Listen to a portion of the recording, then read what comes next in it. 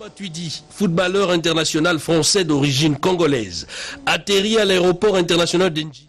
Comme la technique vient de nous précéder, vous avez suivi l'international français Blaise Matuidi, champion du monde du ballon rond, qui vient de fouler le sol de ses ancêtres, où il a un projet, c'est celui de la création d'une ONG et de sa fondation. Suivez. Il rejoint la terre de ses ancêtres. Blaise Matuidi, footballeur international français d'origine congolaise, atterri à l'aéroport international d'Ndjili pour renforcer ses liens indissolubles avec sa famille biologique, dont les papas ici présents. Une visite qui va lui permettre également, à travers sa fondation, de venir en aide aux vulnérables de notre société, notamment en faisant un tour dans les orphelinats de la capitale et Hommes des Vieillards. Déjà, on est venu en famille, bien sûr au nom de l'association Les Tremplins Blaise Matuidi, et on est venu justement pour aller voir l'orphelinat et l'hôpital, pour bien sûr montrer notre soutien et surtout montrer qu'on est avec ces enfants. Et puis on est fiers justement d'être ici. Oui, j'ai beaucoup d'émotions, c'est vrai qu'il m'a fallu un moment pour venir, et maintenant ça y est, c'est comme on dit, mieux vaut tard que jamais. Donc je suis là et je suis très heureux et fier de retourner dans nos sources. Les ballons ronds pour la jeunesse, Blaise Matuidi envisage de s'investir dans la formation de jeunes en offrant un cadre approprié du genre école de foot ou encore académie du sport roi. Restons toujours dans ce secteur de la santé. L'épidémie de la rougeole continue de sévir en République démocratique du Congo. Et le ministère de la Santé publique vient d'organiser un atelier de réflexion sur la performance du système de vaccination afin d'éradiquer cette épidémie sur le sol congolais. Monique Mavo. La République démocratique du Congo est menacée par l'épidémie de la rougeole. Pour faire face à cette épidémie, le ministère de la Santé, en collaboration avec le partenaire œuvrant dans ces secteurs, ont organisé le premier dialogue du 9 au 11 avril 2019. Dialogue qui a permis d'échanger sur les performances du système de vaccination. L'objectif primordial était de mettre l'accent sur la recherche d'équité pour atteindre le dernier enfant non vacciné. Le secrétaire général à la santé, qui a représenté le ministre Oli Ilunga, a fait appel au gouvernement de mettre les moyens afin de réduire les risques de cette épidémie. Le système de vaccination doit être fait dans un environnement approprié et faire une analyse profonde, a souligné le directeur du programme de vaccination. Nous sommes en train de faire une analyse profonde de la situation de la vaccination, en commençant par les problèmes qui affectent la non-atteinte des enfants, et ce qui fait qu'au finish, nous avons des épidémies dans le pays. Pour les représentants des Gavi, cet atelier a eu pour but d'appuyer les systèmes de couverture en RDC et des défis prioritaires. L'un des objectifs, avec l'appui très important de 100 millions de dollars que l'Alliance Gavi peut apporter au pays dans le cadre de ce nouveau programme, ça sera justement une opportunité pour aller plus loin dans le cadre de ce plan Machako, passer à l'échelle, renforcer son efficacité et pouvoir le mettre en œuvre dans un nombre plus important de provinces. Voie de communication, les chefs de division du secteur de transport viennent de renforcer leurs capacités sur les lois qui réglementent le travail d'un agent de l'État du secteur de transport. Question d'appliquer la bonne gouvernance au quotidien. Pierre Mbouy nous en parle.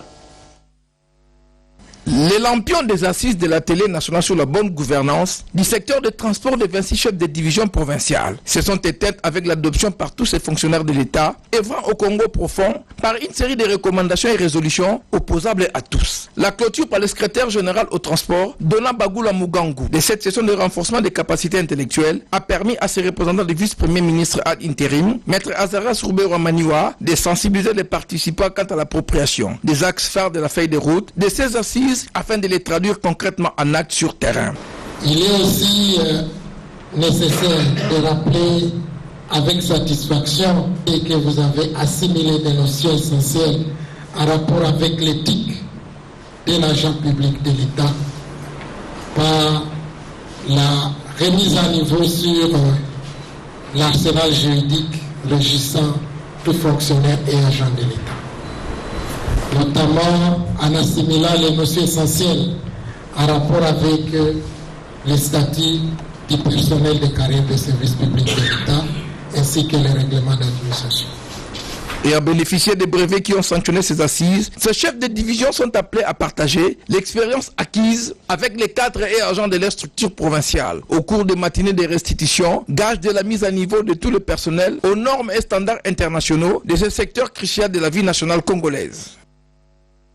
Comme je l'ai annoncé au début de ce journal, c'est aujourd'hui 20 juin, la célébration de la Journée mondiale des réfugiés. Avançons avec les réfugiés. C'est le thème de cette année qui souligne l'importance et l'urgence de rapatrier des réfugiés vers des solutions durables au déplacement et suivez les travaux de la tripartite au commissariat des Nations Unies pour les réfugiés, la République démocratique du Congo et la République du Congo pour un retour volontaire digne et sécurisé des réfugiés congolais de la RDC vivant en République du Congo. Mamita Bangolo. Les coordonnateurs du groupe de communication des Nations Unies a, au cours de la conférence de presse bimensuelle de la MONUSCO, évoqué la célébration ce 20 juin de la Journée mondiale des réfugiés.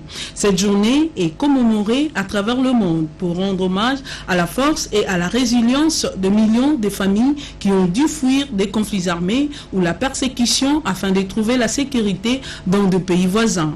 La charité bien ordonnée commence par soi-même. En RDC, la thématique des réfugiés a une importance primordiale. La République démocratique du Congo est un pays qui applique l'hospitalité légendaire et accueille plus d'un demi-million de réfugiés sur son territoire. Et le programme que nous mettons en œuvre pour les assister est un programme multisectoriel donc qui va de la santé, l'éducation, l'agriculture et bien certain d'appuis. Quand nous mettons l'accent aujourd'hui, c'est beaucoup plus l'autonomisation des réfugiés. Et c'est sur ça que nous travaillons, afin que le réfugié qui se trouve en exil ne soit pas juste un consommateur, mais qu'il soit aussi un producteur. Et sur cela, le gouvernement congolais nous soutient énormément et nous travaillons main dans la main avec le gouvernement et d'autres partenaires pour mettre en œuvre ce programme d'autonomisation qui tourne autour des projets agricoles, des projets industriels, manufacturiers. Donc c'est comme ça que nous comptons travailler avec les réfugiés cette fois-ci, afin qu'eux-mêmes se prennent en charge, même lorsqu'ils sont en asile et avant leur départ pour un retour volontaire le mois venu. À ce sujet, le chef de l'État, Félix-Antoine Tshisekedi Tshilombo, a exprimé sa volonté d'avancer vers des solutions axées sur le respect des normes internationales. Nous comptons donc sur le partenariat du HCR avec la RDC.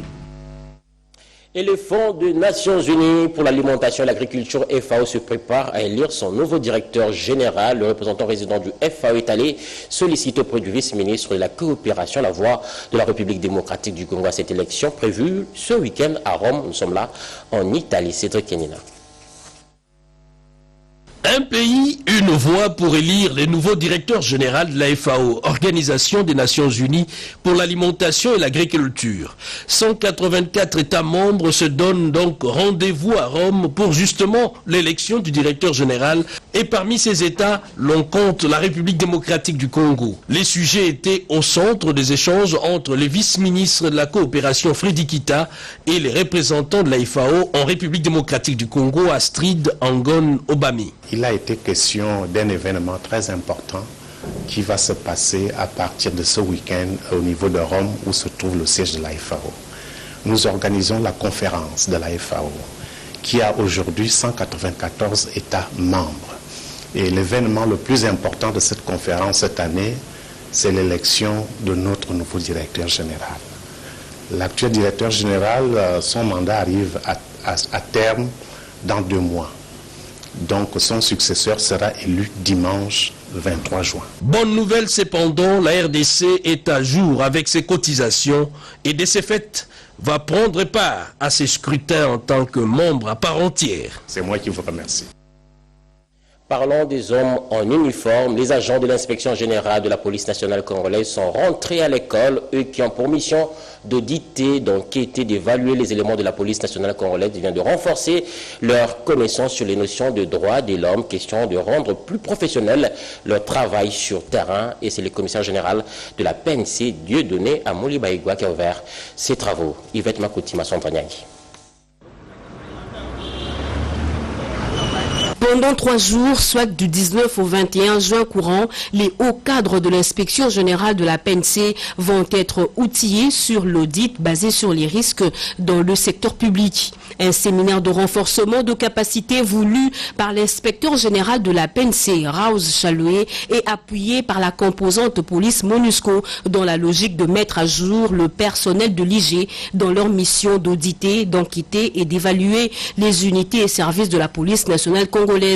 Pendant cette session, les cadres de l'inspection générale vont être outillés pour mener à bien cette mission noble. Un motif de fierté pour l'inspecteur général Raouz Chaloué qui avait à ses côtés le commissaire général de la police nationale congolaise Dieudonné Amouli. Il recommande aux participants de suivre ce séminaire avec assiduité.